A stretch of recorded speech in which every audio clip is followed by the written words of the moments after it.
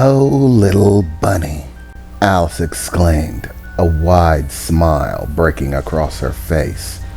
"The game has been fun, but it's time to draw back the final curtain. No more fun to be had."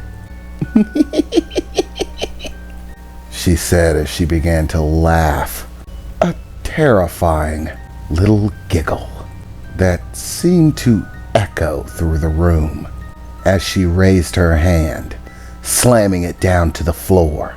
"Wonderland corruption," she exclaimed, as the entire world seemed to tear itself apart. The walls, floor, ceiling, everything shattering to pieces, ripping, tearing, contorting. I found myself flying off of my feet in a whirl, everything seeming to be lost in some sort of tornado.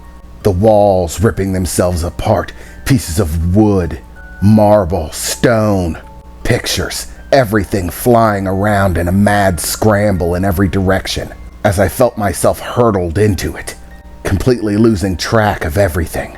I couldn't see Alice anymore. Couldn't see Hysteria, only an endless rain of the shattered pieces of what I thought was her mage space. What the hell is going on? I thought to myself as I felt myself smash through one object after another.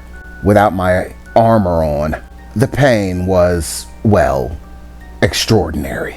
Smashing through walls, being hit with pieces of stone and marble, being pummeled right and left, no idea what direction is up or down, before finally feeling myself impact something that felt solid enough to stop me. And finally, some sense of up and down returned as I saw the floor around me putting itself together, spreading out from my initial location, forming a wide surface to stand on, stretching out hundreds of feet before it stopped assembling itself. Beyond that, it seemed to just be an empty space, a whirl of purple energy and fog that stretched beyond, as countless pieces of this fragmented mage space swirled in broken and shattered, crumbled bits, completely surrounding me. None of them staying solid or taking form, just crumbled bits of structure, 1/4 of a room.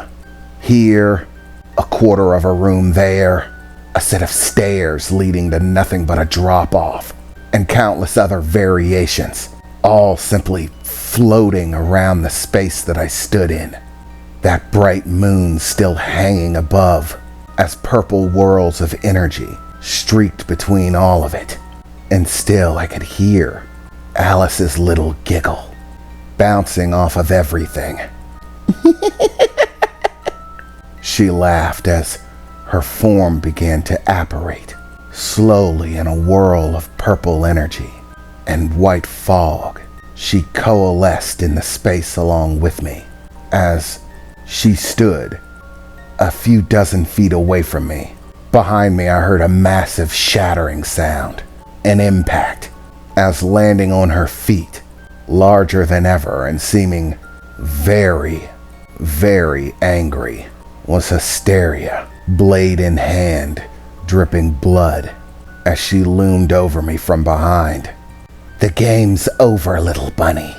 Alatara, Evikie, Simisar Dedala, Mekoraman, Selveramas, Noel Bada," Alice said, casting some sort of spell. "Imperial, Grand, Maxi Maximize," she said, as the purple energy around her picked up into a tundra, an outward rush of purple energy and wind that seemed to suffuse the fog that whirled out, as once again she slapped her hand into the ground. "Crucifix of abandoned hope," she exclaimed, as a purple whirling symbol appeared within the room, dead center. As it did, what looked like a massive cross made of purple energy, suffused with blackened shadows that ran through it, began to rise from the gate, That portal on the ground. What the hell is that? I thought to myself. I made sure to check. I was still invisible, at least for the moment, but I couldn't make heads or tails of what the hell was going on. What happened? As I looked over at Alice, her form had once again begun to show that purple apparition within it. Long, flowing purple, ethereal hair merged with her own, lifting in a breeze as her iris emitted a powerful purple light that beamed out. And suddenly, I felt a pull from nowhere, like feeling the pull of gravity. I tried to struggle against it for a few moments before, in one massive rush, it completely pulled me off my feet. I found myself rushing towards the crucifix in the center of the room. My arms pulled to my side, spun around against my own will. I felt myself slam into the crucifix. It felt like it was made of unbreakable, unbendable steel. I felt like I was being held down by some incorporeal force. I couldn't move my arms or my legs. I was just pinned there. The crucifix of abandoned hope. All that is required is that you know your target, regardless of whether you can see them or whether you can't. So long as they are a physical being, they will be pulled to it, bound to a fate that is not of their choosing. It is known as the crucifix of abandoned hope, because once you are ensnared by it, there is no hope to be found. Alice said as the crucifix turned around, angling so that I was facing her. There you are, little bunny. I may not be able to see you, but you're there, bound by the power of the crucifix. Alice said, her form still overlapped with that purple apparition, beaming out that purple light in all directions. Her gaze felt all-consuming, the smile on her face horrifying. You were a fun little bunny. You amused me for a while. Thank you for that, Alice said, still smiling. But now your time is over. I am no longer amused, and so the game must end. I'm sorry if you didn't enjoy it as much as I did, but rest assured, your memory will remain. You get to forever be one of my little bunnies. Your painting will mount my walls, and so long as I live, your end shall be forever engraved within it, remembered eternally. It's actually quite an honor, but I don't think a regular death would suit you. No, I think I want something more from you. Simple death is too simple, too plain. I think I'll add you to my personal collection, she said with a smile, as behind her and beside me, above me, from everywhere in this twisted space, I began to see purple apparitions, specters of living people, or more like people that used to be living, ghosts attempting to crawl their way out of purple portals that seemed to spring to life everywhere, one after another, hundreds of them. They reached out from the portals, screaming, begging.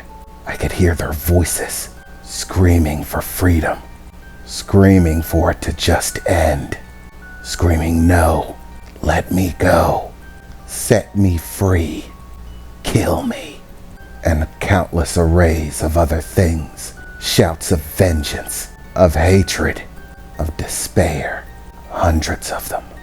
You'll join them soon enough. Your shattered soul shall be added.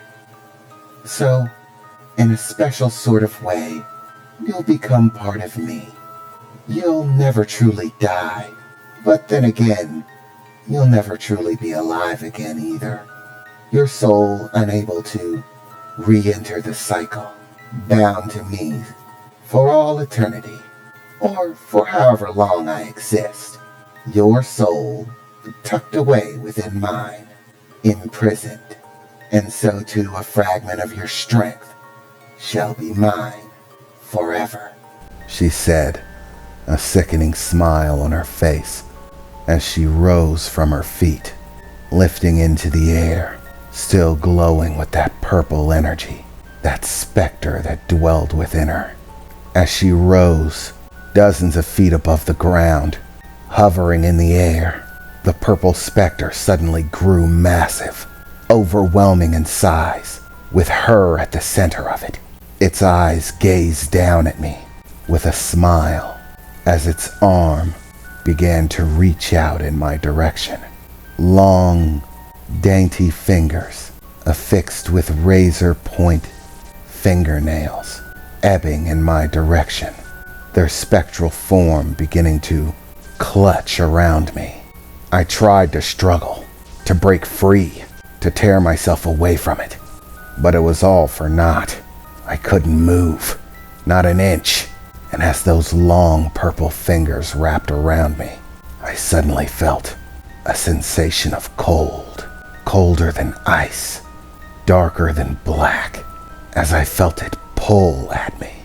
As it did, as horrifying as it was, I could literally feel my soul being ripped from my body. As she pulled at it, it began to separate. My spirit, my soul, being torn away, little by little. The distance between my body and soul grew. Chains of what looked like energy, a purplish energy, seemed to stream between me and my body. And the further that she pulled me away from it, the more these streams, these bonds, began to tear, break away, like watching one piece of fabric being torn away from another, ripping the stitches that bound my soul to my life. And in that moment, I could see through it.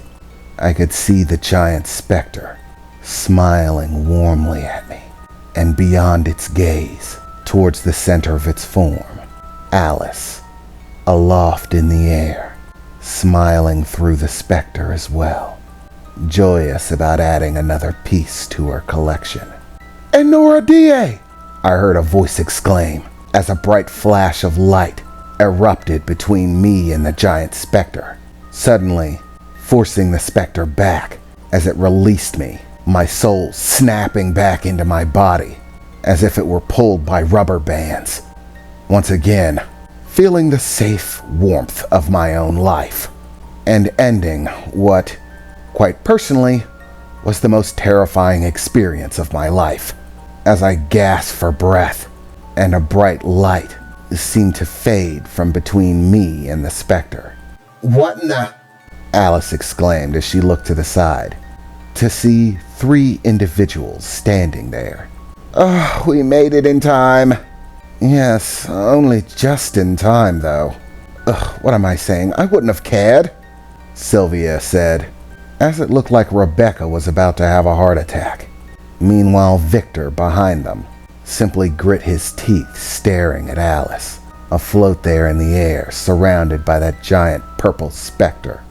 "Girls, you know how Mommy feels when you interrupt her playtime. What are you doing?" "Don't look at me, Mother. It was Rebecca's idea. I said that we should just leave him." "No!" Rebecca exclaimed. "Mom, you can't. He's mine." "Oh, Rebecca, are you taking after me? You want to play with him too?" Alice replied, beginning to look adoringly at her daughter. "No, not like that, Mom. Come here, I want to talk to you," she said, waving her mother over. "Okay.